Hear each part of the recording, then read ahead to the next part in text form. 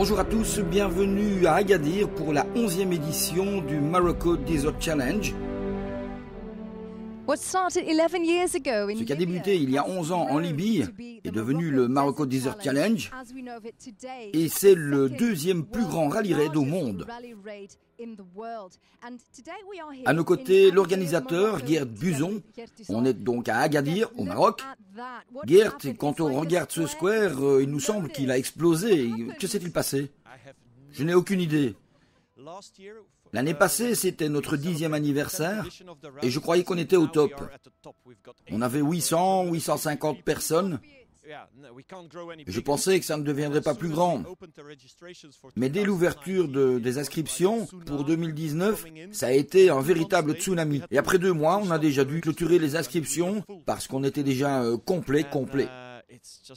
Et donc oui, nous avons 35 camions de course. C'est la plus grosse concentration de camions de course au monde. On a 63 SSV, 80 voitures, 30 voitures de la classe Raid. On a aussi 70 motos. Ça veut dire que tous les jours, il y aura 280 véhicules de course sur les pistes, 555 voitures en tout. C'est super. Et aujourd'hui, là, que se passe-t-il dans ce parc ? Mais nous sommes au square Al-Amal et c'est ici que nous avons prévu les contrôles administratifs et techniques. Nous insistons surtout sur la sécurité parce que le raid, c'est fun, mais ça peut aussi être dangereux. Donc on vérifie bien les voitures, les harnais, les baquets, les arceaux de sécurité, les casques, tout ce qui concerne la sécurité. Après quoi, nous installons dans les véhicules le système de sécurité, l'Iritrack, le GPS unique. On s'assure que tout le monde a bien la bonne assurance. Voilà, donc c'est ce qu'on fait durant les 2 jours qui viennent ici. Et concernant l'épreuve, on peut s'attendre à quoi? Ce sera une semaine très intense, pleine de passion, avec des vues et de la nature fantastiques, de l'amitié et beaucoup d'adrénaline évidemment.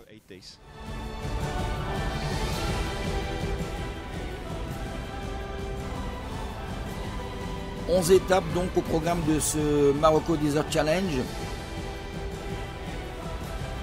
Et il y a quelques voitures très impressionnantes, comme cette Peugeot 3008 par exemple. C'est une voiture qui a été principalement conduite par des pilotes professionnels et qui aujourd'hui tombe un petit peu dans l'escarcelle des amateurs. Je pense que c'est une voiture qui est accessible aux pilotes avertis, bien sûr.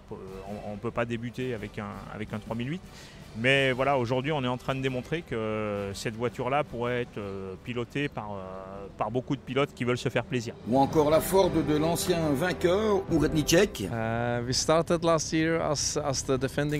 L'an dernier, comme vainqueur en titre, nous avions démarré avec le numéro 301. Ce fut un grand honneur, c'est un rêve pour tout pilote. Mais en 2018, sur la première étape, plage blanche, en fin d'étape, il y avait une grande crevasse et nous avons plongé dedans à 180 à l'heure. Donc la voiture a fait quelques tonneaux, je crois qu'on a fait 9 tonneaux. Il a beaucoup souffert, bien entendu. C'était vraiment horrible. Ton, nous avons un joli plateau ici. On l'a déjà dit, tu es venu pour tester, mais une fois la course commencée, ça change quand même un peu. Oui, si le camion est bien, pourquoi ne pas attaquer?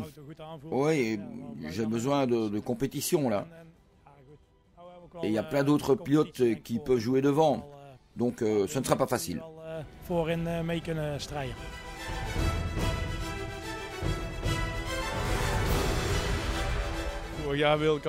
J'ai voulu participer l'an dernier, mais c'était déjà complet, donc j'ai pas pu le faire. Mais je crois que je connais la moitié, si pas les 2/3 du plateau. Donc voilà, cette année j'ai fait tout pour pouvoir rouler ici. C'est un très beau pays, je pense que c'est même le plus beau pays pour faire ce genre de compétition. Mais d'une certaine manière, c'est vrai que ça reste très spécial.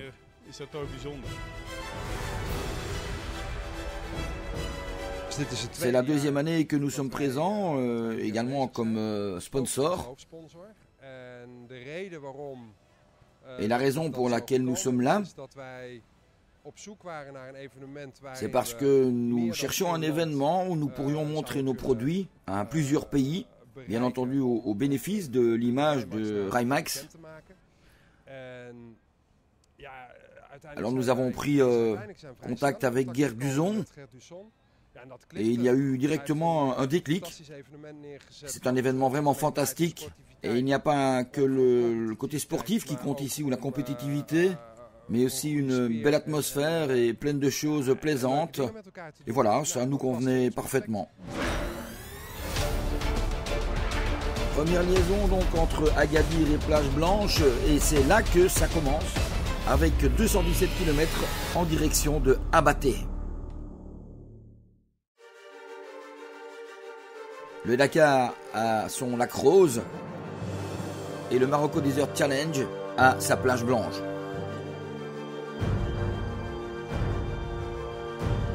Des images impressionnantes de ce plateau 2019, 280 véhicules de course au départ de cette édition du Marocco Desert Challenge.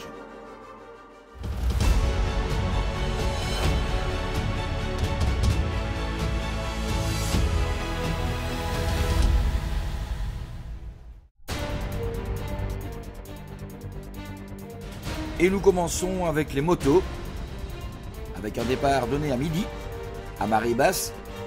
Et les deux roues s'élancent donc par groupe de 10 sur cette étape qui commence avec 25 km de plage.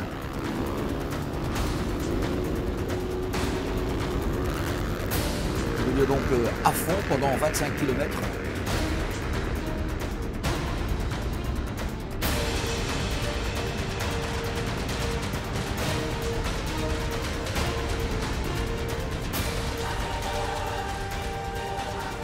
Et donc dès qu'on quitte cette plage, eh bien, il reste un peu moins de 200 km à faire avant d'en terminer avec cette étape.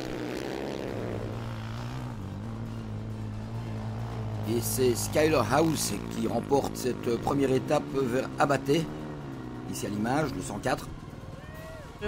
Ouais, c'était une très chouette étape. Johan et moi, on a un peu cherché, c'était une étape pas très facile. Mais nous sommes tout le temps restés ensemble et on s'est entraidés. Quand lui ratait un point, eh bien je l'aidais et vice versa. C'était vraiment très gai de rouler ensemble, de s'habituer au paysage et aux motos évidemment. Très belle performance du Hollandais Spearings aussi. Oui, j'ai pas vraiment fait d'erreur toute la journée, je suis resté très calme, mais le roadbook est compliqué, ça je peux dire.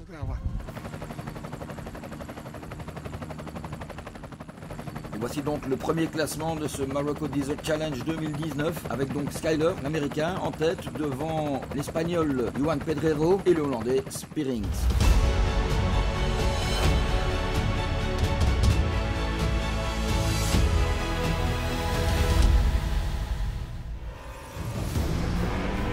Et c'est au tour des voitures qui, elles, s'élancent par deux.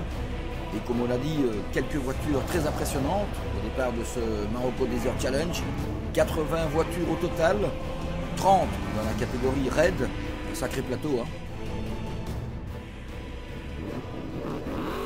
Et ici, la Maroc de Henny Leclerc.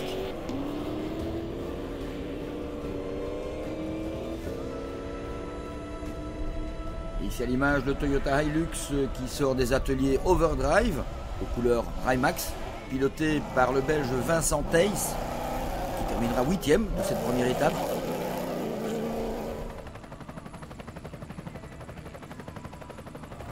Et une autoroute, hein, cette grande plage. Ici aussi 25 km à fond. La voiture n'était pas tout à fait prête, donc c'était pas vraiment amusant, mais enfin nous sommes là. C'est beaucoup plus compliqué que ce à quoi on s'attendait. On voulait vraiment prendre le départ, mais le moteur a l'air un peu fatigué. On perd beaucoup d'huile de boîte. Mais nous sommes là, comme a fait Nix. La voiture est revenue, elle est là. Et une petite caméra embarquée avec l'Espagnol Alvarez sur son Amarok, toujours impressionnant.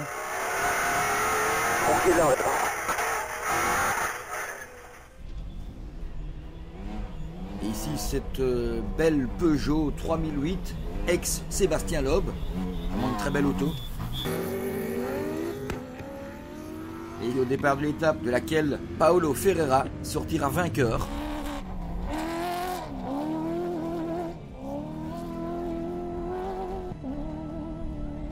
Et cette étape était très technique, très difficile pour naviguer. Ouais, mais bon, voilà, c'est le jeu. Et voici l'Italien Rizzardi, une 8e participation pour lui. Il en comptabilisait déjà 6 avec une Porsche. L'an dernier, il avait changé de monture, mais il avait dû abandonner assez rapidement. Donc il est revenu sur cette impressionnante Porsche 911 Carrera. Oui, comme prologue, c'était très intense. De belles pistes. Vraiment très très beau.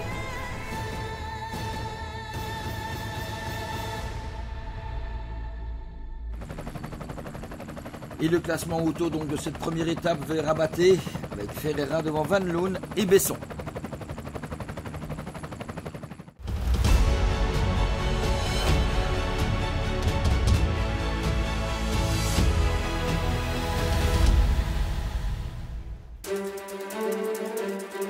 Puis c'est au tour de la catégorie des SSV, les Side-by-Side Vehicles, catégorie qui a le plus progressé depuis l'an passé, puisqu'on passe de 29 véhicules à 63 cette année.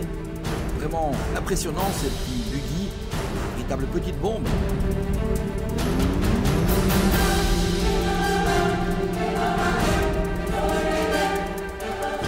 Et toujours ces images vraiment magnifiques de la plage blanche.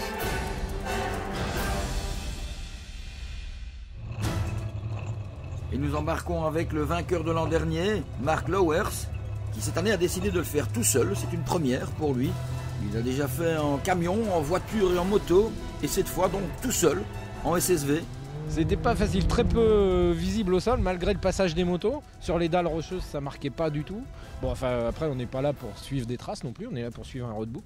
Donc il faut avoir du nez, il faut bien suivre les caps. Le roadbook est quand même relativement bien fait. Ça, il faut le souligner et ça nous aide bien, quoi. Jean Bossy, le copilote de Philippe Bingedet, vainqueur de cette première étape. Et une nouvelle caméra embarquée avec Collier et Briand, les Français, sur leur Can-Am Maverick X3. Impressionnant ces images, hein. De quoi se faire une belle idée du type de parcours proposé.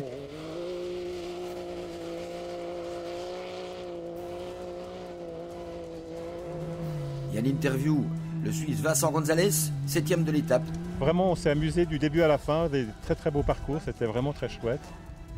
Et puis, visiblement, les notes, pas toujours évidentes. On a un petit peu jardiné quand même, mais on s'est vraiment éclaté. Le classement de la première étape des SSV avec Bingedet en tête. C'est la fin de notre première partie. Rendez-vous après la pause.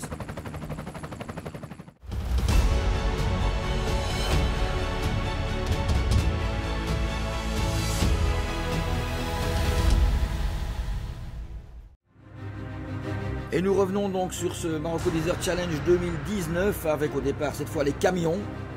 Et nous le rappelons, 35 camions de course au départ, c'est la plus grosse course de camions au monde. Et ces monstrueux camions, on les aime, et pour eux, l'objectif est d'atteindre au plus vite la vitesse maximum sur cette belle plage blanche, à savoir 140 km à l'heure, et rester pieds soudés au plancher pendant les 25 km qui constituent donc cette première partie d'étape. Parmi ceux-ci, l'Iveco de Ton van Genuchten, qui soi-disant est là avant tout pour tester la suspension indépendante, et les Minces, qui ont aussi un rôle de favori. Et retour au départ avec le Belge Igor Bowens et son Iveco, que nous allons retrouver en caméra embarquée.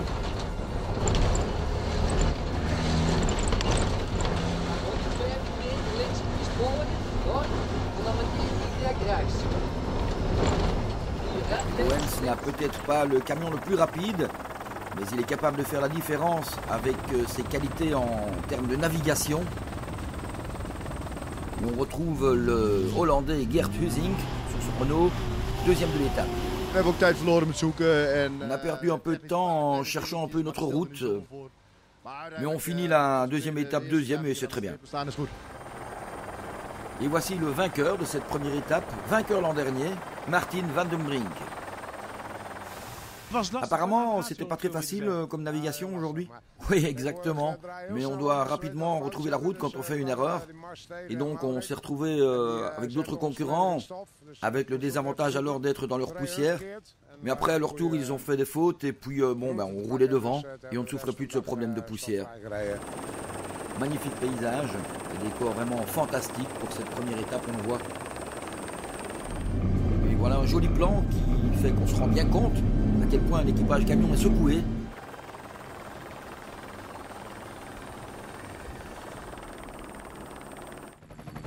Et donc le classement camion avec, on le voit, une suprématie totale des Hollandais qui figurent aux 3 premières places de cette première étape. Et le soir au bivouac, eh bien, il est temps pour les mécaniciens d'entrer dans la danse, de remettre les véhicules en état, mais aussi de se raconter, se remémorer un peu les bons moments de la journée. Tout cela dans une grande convivialité qui fait vraiment une des spécificités de cet événement.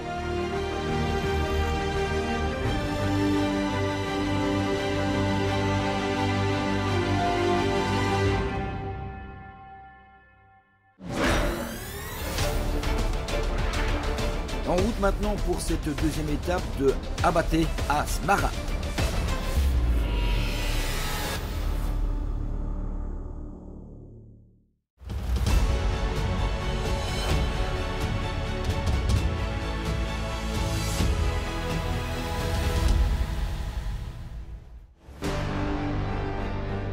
Et au contraire de la veille, eh bien c'est assez tôt que le départ a lieu pour cette étape en direction de Smara.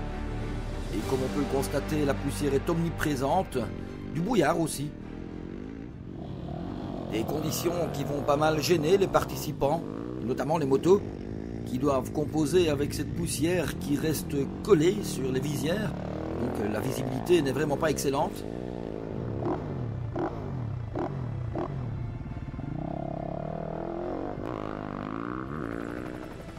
Et une étape pas aussi facile que la veille pour Paul Spearings, qui passe de la 3e à la 7e place au terme de cette deuxième étape. Et comme on le voit ici, eh bien, il faut aussi faire très attention au camion quand on est motard.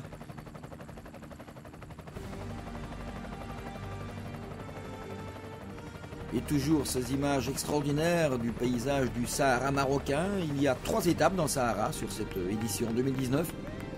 Et à l'arrivée de cette étape, eh bien, ce sont Johan Pedrero et Skyler House qui se partagent la joie de la victoire d'étape.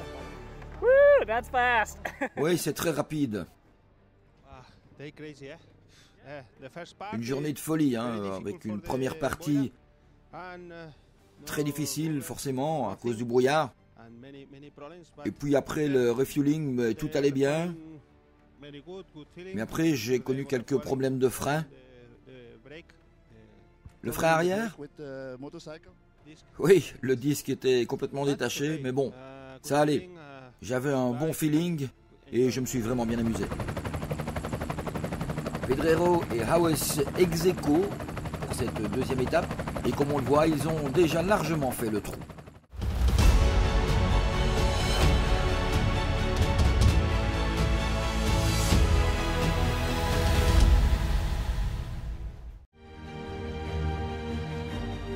Retour au départ, cette fois donc avec les voitures. Et ces très belles images dont nous fait profiter la production, on vous laisse savourer.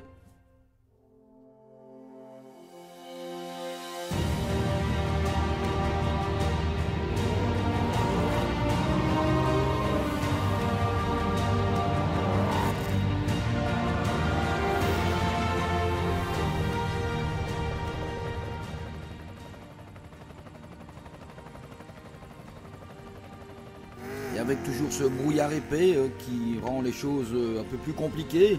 Bien entendu, c'est moins difficile pour les autos que pour les 2 roues. N'empêche qu'il faut quand même affronter ces conditions. Un chouette passage de Eric Van Loon. Et un mooie étape. Oui, une belle étape, une très belle étape, assez rapide. Je vais même dire que en 12 ans de compétition, je ne pense pas avoir eu une étape aussi rapide. Et ici, la MV impressionnante de Rémi Vautier, qui pointe au 3e rang en général. Et en revanche, de gros soucis pour Besson, sur la Peugeot, qui est crédité d'un temps forfaitaire et qui chute à la 62e place. On embarque un peu avec Urednicek, qui est 10e après la 2e étape.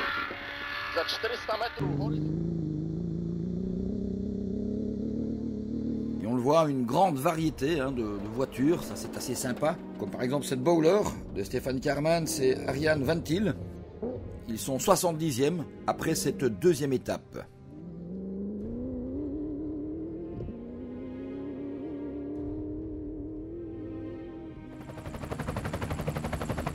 Et le classement général, avec Van Loon et Ferreira très proches l'un de l'autre, et puis De Klerk, le Sud-Africain, 3e.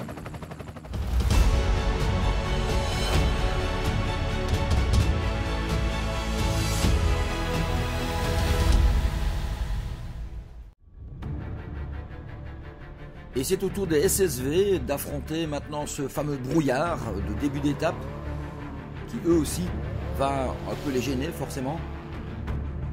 Et un peu comme les motos, puisqu'ils n'ont pas de pare-brise, leur véhicule, donc forcément c'est sur la visière que tout cela vient s'agglutiner.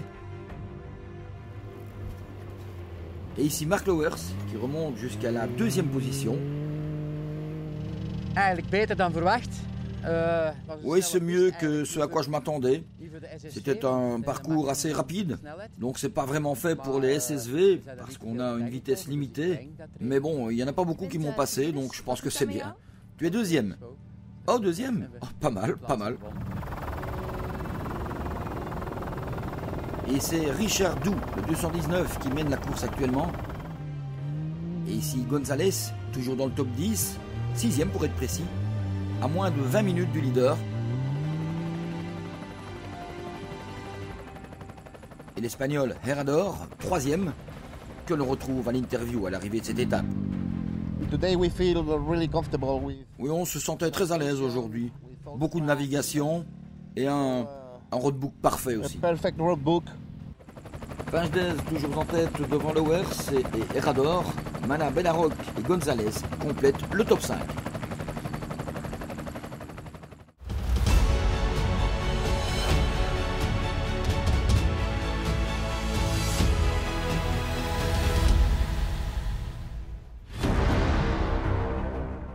Et retour à Abaté avec les camions, toujours ces spectaculaires camions.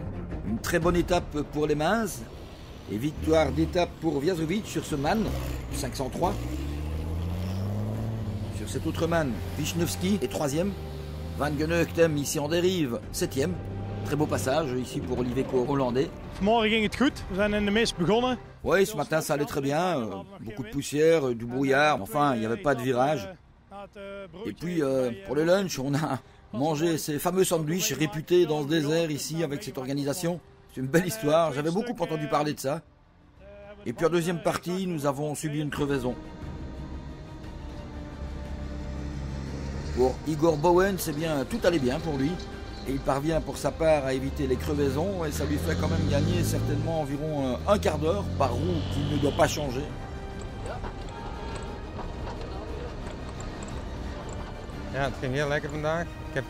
Oui, ça s'est très bien passé aujourd'hui. Nous n'avons pas dû changer de pneus, au contraire de nos concurrents. Voilà, donc je pense qu'on était 8e ce matin et on doit être 4e actuellement. Et sur ce plan, on voit parfaitement le manque de visibilité dû à ce brouillard. Et une très belle étape aussi pour Roland Voorman. Oui, c'était vraiment fantastique, une très très belle étape aujourd'hui. On a eu une bonne navigation, on a fait 2 petites fautes, mais bon, c'est pas mal, commencer 5e et terminer 1er. Humbert Timmermans, ancien champion du monde de sidecar, qui termine 13e de cette étape. Et on retrouve le Hongrois Fazekas en caméra embarquée sur ces belles pistes du Sahara marocain.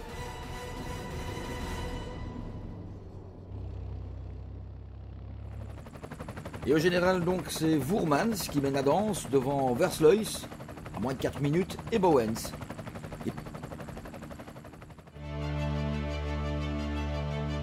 Et on vient sur le bivouac à Smara, et des mécaniciens qui savent faire pour remettre en état ces véhicules qui doivent encore parcourir 6 étapes. Une mission d'autant plus importante qu'on le rappellera, sur le Morocco Desert Challenge, il n'y a pas de liaison. On laisse donc le temps aux opérations techniques pendant que les pilotes prennent soin de bien se reposer, bien se nourrir et se raconter de grandes histoires. C'est ça aussi, le Marocco Desert Challenge. Voilà, c'est la fin de notre première émission. Il y en aura encore 2. À bientôt.